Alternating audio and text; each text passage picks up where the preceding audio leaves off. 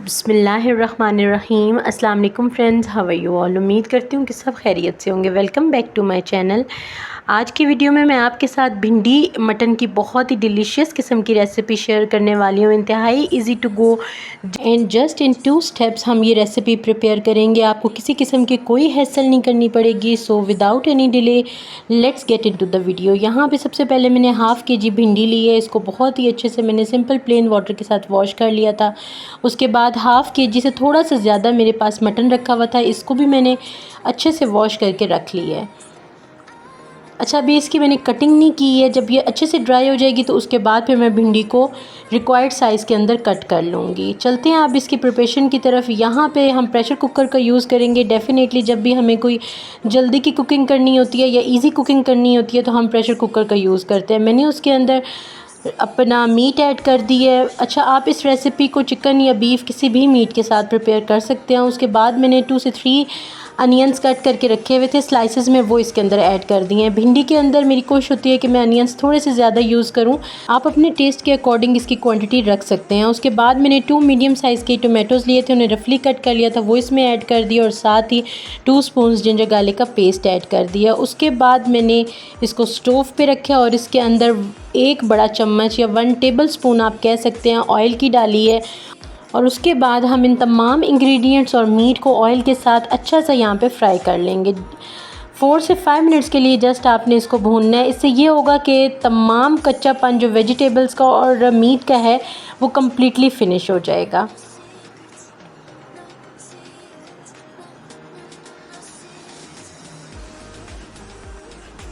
And here you can easily see in the video कि तमाम ingredients even meet तक का कलर चेंज हो गया है, बहुत ही लाइट से इसको फ्राई करने के बावजूद।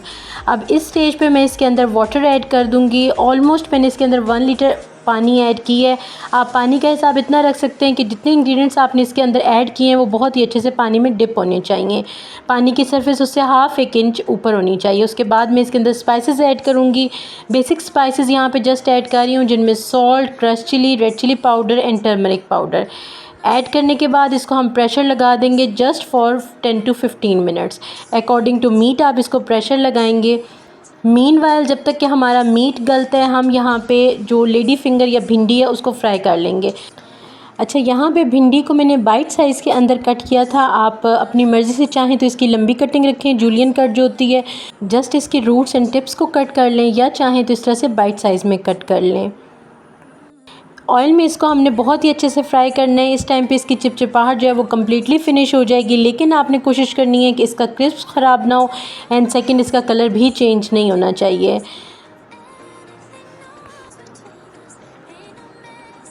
भिंडी गोश्त की ये बहुत ही ईजी टू गो रेसिपी है। मोस्टली हमें ऐसा लगता है कि ये बहुत ज़्यादा हैसल वाला काम है तो हम इस तरह की रेसिपीज़ को प्रिपेयर नहीं करते हैं, लेकिन ट्रस्ट मी आपको बहुत ही कम टाइम लगेगा।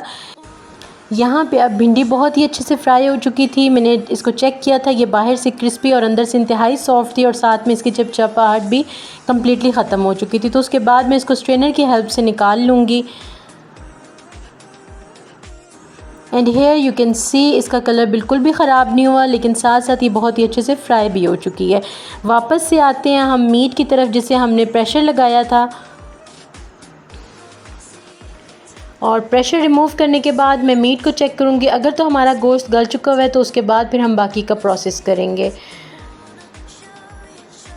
अच्छा, इस टाइम पे अगर थोड़ी बहुत यखनी मीट के अंदर हो भी सही तो आप उसको सेपरेट कर लें और बाद में जब आप मसाला भून रहे हो ऑयल के साथ तो उस टाइम पे यखनी को ऐड करके इसे कुक कर सकते हैं। यहाँ पे मैंने मीट को प्रेशर कुकर से रिमूव करके कढ़ाई में ऐड कर दिया ताकि इसे कुक करने में थोड़ी सी आसानी होगी।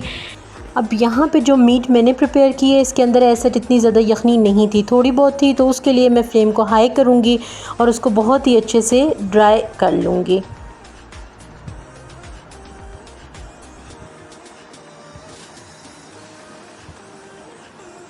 और इसी टाइम पे आपने कोशिश करनी है कि तमाम मसाला बहुत ही अच्छे से भून लें, लाइक अनियंस, टोमेटोज़ वगैरह बिल्कुल भी मसाले में नज़र नहीं आने चाहिए। यखनी को अच्छे से ड्राई करने के बाद मैं इसके अंदर ऑयल ऐड कर दूंगी और जिस ऑयल के अंदर मैंने भिंडी फ्राई की थी मैं उसी का रीयूज़ कर लूँगी। और 2 स्पून जस्ट मैंने इसके अंदर ऐड की हैं ऑयल के साथ। अब इस स्टेज पे हम अगेन से अपने मीट और इंग्रेडिएंट्स को बहुत ही अच्छा सा मिक्स दे लेंगे।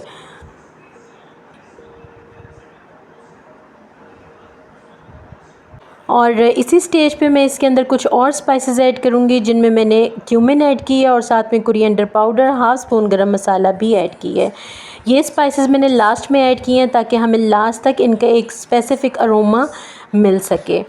यहाँ पे आप देख सकते हैं कि बहुत ही अच्छे से हमारा मीट भी भुन चुका हुआ है और मसाला भी। तो इसी स्टेज पे मैं इसके अंदर भिंडी ऐड कर दूँगी और भिंडी को हम मीट के साथ बहुत ही अच्छा से एक मिक्स दे लेंगे and then we are good to go. हमारा ये डिलीशियस किस्म का भिंडी गोश्त का सालन बन के रेडी हो जाएगा।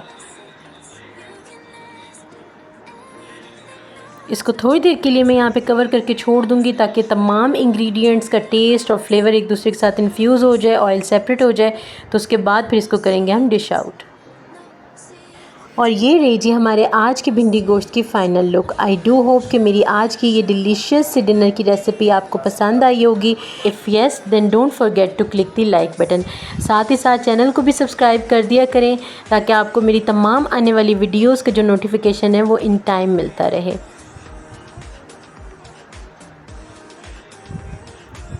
मिलूँगी आपके साथ किसी और नई वीडियो में। Till then stay happy and healthy. अल्लाह हाफिज़।